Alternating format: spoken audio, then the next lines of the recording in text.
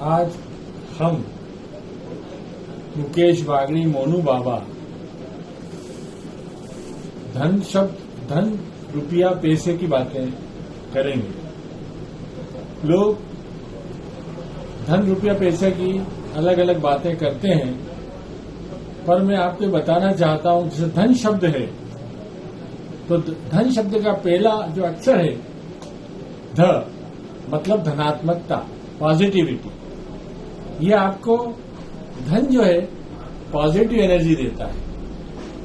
शरीर में किसी भी प्रकार की जो एनर्जी है, यदि हम आधुनिक एनर्जी की बात करें, चाहे वो मानसिक ऊर्जा हो या शारीरिक ऊर्जा हो या पारिवारिक ऊर्जा हो, मित्रमंडल की ऊर्जा हो, सब पॉजिटिविटी धनात्मक ऊर्जा से मिलती है, यानी धन से मिलती है। और धन में जो दूसरा शब्द है न, वो नकारात्मकता का प्रतीक है, मतलब नेगेटिविटी है, जिससे हमें जो उपरोक्त चीजें मिल रही है वो कुछ भी प्राप्त नहीं हो सकती और हम नेगेटिविटी में जाने लगते हैं। तो धन शब्द ही अपने आप में एक बहुत बड़ा शब्द है।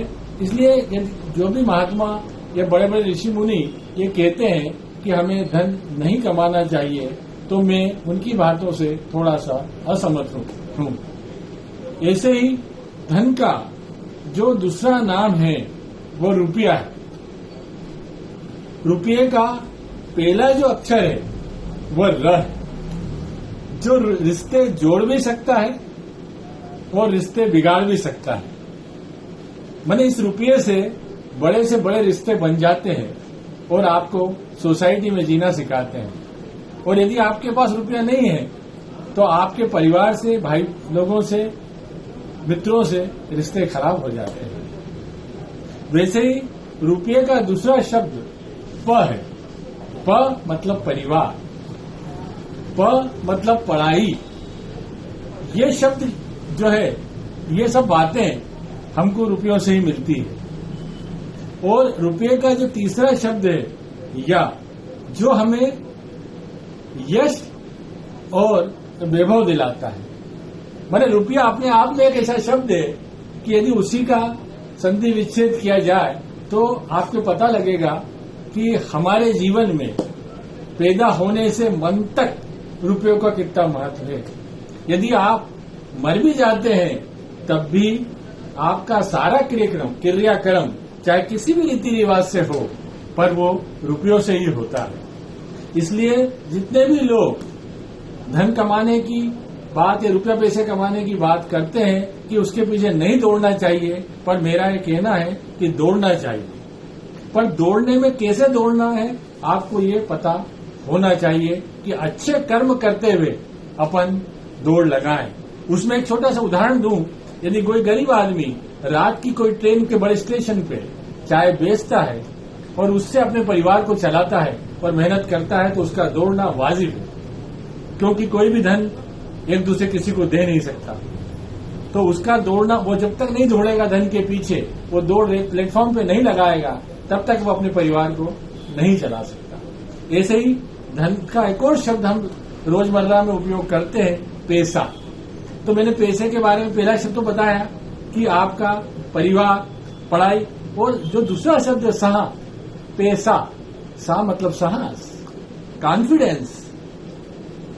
यदि पैसा आपको कॉन्फिडेंस देता है कि मेरे पास पैसा है तो मैं उससे इलाज करा सकता हूं, मैं घर का खर्चा चला सकता हूं, बच्चों की पढ़ाई लिखाई करा सकता हूं, मैं कहीं जाना आना है तो मेरे पास इतना बस का किराया है कि मैं कहीं जा सकता हूं। तो पैसा आपको साहस देता है। बड़े बड़े मंदिरों में आजकल रोज सुनते हैं कि आपको भगवान के दर्शन करने के लिए भी पैसा लगता है। तो वो भगवान पैसे का उपयोग नहीं कर रहे, पर यदि वहां पैसा अपन नहीं देंगे तो पुजारी से लेके वहां साफ सफाई करने वाले, बिजली का बिल, वहां के प्रसाद का मेंटेनेंस कैसे निकलेगा। तो पैसे का महत्व वहां भी अपन यदि पैसा चलाते हैं तो वो उनके मेंटेनेंस में काम आता है। कई जो दूसरे समाज के लोग हैं जो घर छोड़ देते हैं, और धन न कमाने की बात करते हैं, पर उनसे ये पूछो कि वो दिन में क्या करते हैं। रोटी खाते एक टाइम या 2 टाइम।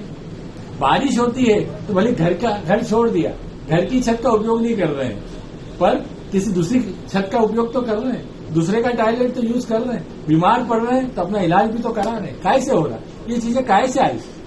धन से आई ना। तो उनको भी ये कहना चाहिए कि धन का बहुत महत्व है, पर उसे अच्छे कर्मों से कमाया जाए। और आप तो आजकल रोज सुनते हैं कि उनकी जो आरती उतारी जाती है उसकी भी बोली लगती है कि इतने की आरती होगी तो ये आदमी उनकी पूजा आरती उतारेगा। उनको कहीं ये परेशानी नहीं कि गरीब जो पीछे खड़ा हुआ है उसको बुला के वो मेरी आरती उतरा दे। तो धन का बहुत ज्यादा महत्व है, पर धन अच्छे कर्मों से कमाया जाए। जब से ये पृथ्वी बनी है धन का महत्व है। कोई भी बात ये करता है कि धन के पीछे भागना नहीं चाहिए, धन के पीछे ऐसा नहीं करना चाहिए, सब बेकार की बातें हैं। आज हम धन के कारण ही एक दूसरे से जुड़े हुए हैं और प्रकृति का अस्तित्व है। मेरा तो ये कहना है कि हम महात्माओं के बड़े बड़े लोगों की बातों में ना आते हुए अच्छे कर्मों से धन का उपार्जन करें, धन कमाएं और अपने परिवार को चलाएं और शांतिपूर्वक रहें।